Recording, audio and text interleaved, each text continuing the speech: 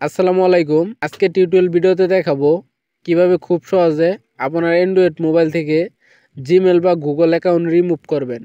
এই পদ্ধতিতে আপনি ফোন রিসেট না করেও অ্যাকাউন্ট ডিলিট বা সাইন আউট করতে পারবেন।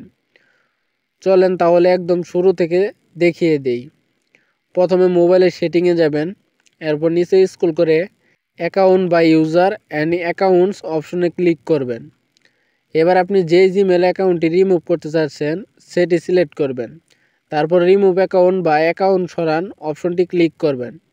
এখানে শিওর হওয়ার জন্য ওকেতে ক্লিক করবেন। যদি আপনার ফোনে প্যাটার্ন বা পাসওয়ার্ড সেট করা থাকে তাহলে সেটা দিয়ে কনফার্ম করবেন। তাহলে আপনার মোবাইল থেকে জিমেল অ্যাকাউন্টটি রিমুভ হয়ে যাবে।